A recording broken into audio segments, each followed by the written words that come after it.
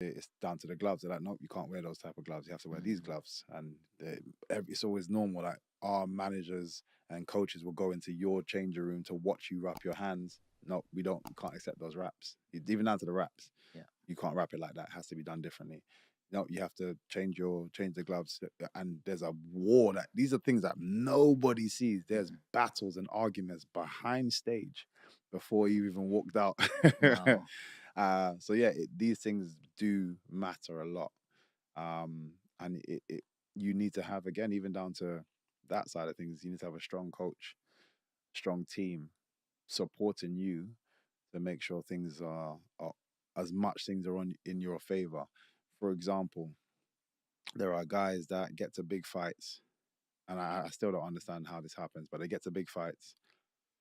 I'm gonna use myself as an example. One of my opponents, my past opponents, who was coming in for the weigh-in, he was chilling on the couch. So all the fighters to kind of sit down and then one by one go up to do their weights. So this is before the public weigh-in. So he's chilling on the couch over there, and he just like Kush. He had his headphones on. He's just lying down. Da, da, da. So I'm like, yeah, this guy's obviously made weight. I've just finished making my weight, so I'm waiting to go. And I jump on the scales. Perfect. Boom. Bang on. No problem. Go and sit down.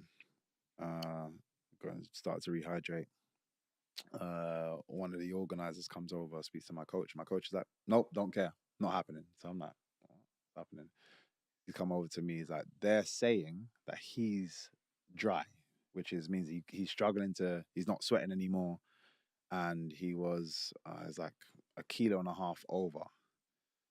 Now, we can, he's obviously, like I said, the fact that I've walked in and he's just chilling, not trying to even continue making weight, says that he's like, just gonna go to, because you get a 20% pay cut that goes to your opponent. So he's like, I'll accept the pay cut, is what he's going through, because the win means more sometimes. And that weight advantage makes a difference, because when we rehydrate now, remember, I've dropped down a little bit lower than you. When we rehydrate, you're that much bigger than me. So those small things play a part. And my coach is like, we won't fight. And it takes a strong person to be like, we've just done all of this, because not only are you disappointing the organization, but me as well. Your own fighter.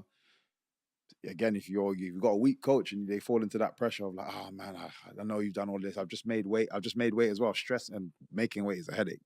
Stress my body out, stress yourself out to make the weight. And then he's like, we're not going to fight. You know what I mean? It's like, yep, no, we're not going to fight. And that's it. It's like, all that work that you put in, it's very difficult to say to somebody, especially when the opponent's there. It's like, no, I don't.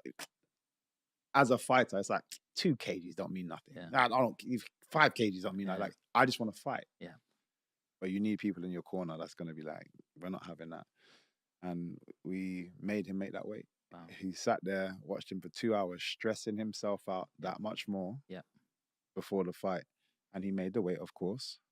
Had to do it, and obviously he's going to be that much more flat now. It's actually U-turned on him. Yeah. Because I'm sure he's obviously accustomed to people just give it like, okay, no problem, I'll just take the fight. Yeah. And yeah, these small things are important. What was the outcome of that then? Oh yeah, I won the fight. Yeah.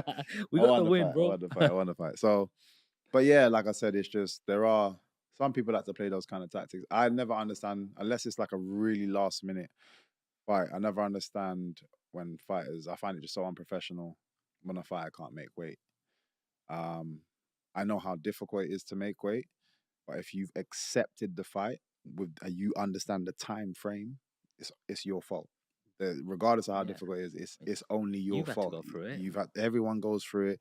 You're doing exactly the same thing as me, and what makes it even worse is in the build up to the fight, because we're getting close now. Let's say even the last week when everybody's now, let's say we're in the States, where both fighters are in the States. There's at some point in that week, you're not going to make the weight. Let's have a conversation. Tell your coach, come to my coach. Look, we're not going to make the weight. You tell your fighter not to stress out. It doesn't matter, because we're the ones fighting. So I didn't have to lose that much weight. I could have stayed 1.5 kilos up. We could have arranged because it's not for a belt, we could have arranged a catch weight. And they do that a lot. And so, but you waited for me to make the weight to then tell me. So again, Yeah. it's like trying to keep those little advantages, and again, you have to have the That right feels team. like it's cheating, bro. Yeah, again, every little advantage helps, and if your team, are used to getting away with something, they're gonna try it again. You know, Are there a certain type of fighters that try and do these tactics? it happens all the time. I can't name random people, but it happens. It happens all the time. Yeah. How much does drugs play in the sport of UFC? I know, there's VADA testing and stuff like Hmm. that in boxing. I don't know what the rules are in UFC. Do you get testing done? I got drug tested 2 weeks ago. Put it this way, since I've joined the UFC, I've been drug tested 5 times. They don't play games. Like I literally got stepped off the plane the other day, got home, and the guy's like, "Yeah, we called. I'm waiting outside your house." It's like, all right, cool, whatever. You just We need some of your pee. yeah, they literally like, and they'll you have to do like a 3 month in advance, know where you're gonna be type thing. Yeah. So I have to tell everybody exactly where I'm gonna be. I don't know where I'm gonna be week to week, so that's difficult for me. But I try to do that generic. So as long as I haven't gone too far, they have a certain time frame that if they've called you, that you have to get over to them. Uh, so it's, God forbid I was to get called right now. It's like I gotta go back across London to go and, but then he'd have to wait because it's like, yeah, I've stepped out. Things can happen, but they mark it all down. So it again, I'm sure there are ways to get around stuff because that's only human for people to think about. But it's very difficult. It's very difficult. So yeah, I don't see it's too much of a problem issue now. Back in the day, yeah, it was. Okay. So you've gone from Bellator to bare knuckle fighting, Mm-hmm. and then from there, did you have any more fights, or did you go straight into UFC? I had one more fight. So it was cool the way it kind of worked out because having that bare knuckle fight sent alarm bells across MMA because everyone's like, oh, he's a free agent. Right. Not realizing Bellator allowed me to do a Right. fight, Okay. and I was still contracted to Bellator. Right. But it meant everybody showed their hand very quickly. So I had contacts from the UFC, contacts from the PFL, contacts from this. Like everyone was like, "Yo, what's going on? What's going on?" Like everyone's like, "Oh, is he free? Is he free? We want to talk to him. We want to talk to him."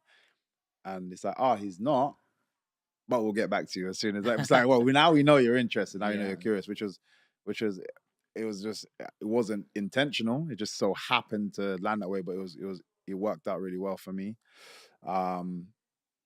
So I went back. I had one more fight after that, which again, I damaged a guy.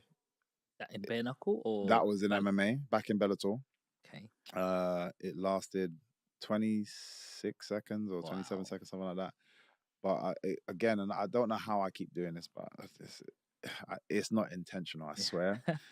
But I landed a kick on a guy, and it split his patella. His knee basically just.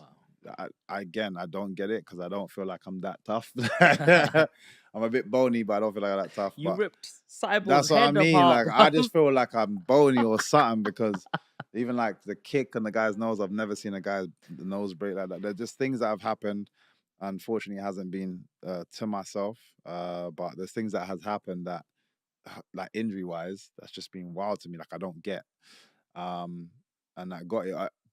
Blessings to him. I stayed in touch with him as well, just to kind of see how he's getting on. He's not only has he made a full recovery, he's already had two. Like a year later, he's had two MMA fights back. He won his first one back, and I think he just lost his second one. But it was like decision. So like, but he's good. So it's good to see. How do you switch that emotion on and off? Because I know you're a very kind person, and you're a very humble person. But obviously, in that ring, you've got to be, it's you or me. Yeah. And it's not going to be me. And when you inflict that sort of pain and that sort of damage, how do you not sort of feel guilty about it? And you just said, just had to do what I do. And with that emotion, or do you feel that emotion? It's very difficult to be on both sides and be vicious and emotional. You have to pick a lane. It's very difficult. Otherwise, every time I land a punch, I'd be like, "Sorry, Yeah. are you okay?" Like, you couldn't do both at the same time. So yeah, you have to pick a lane, and I think everybody, regardless of who they are outside, everybody has a fight persona.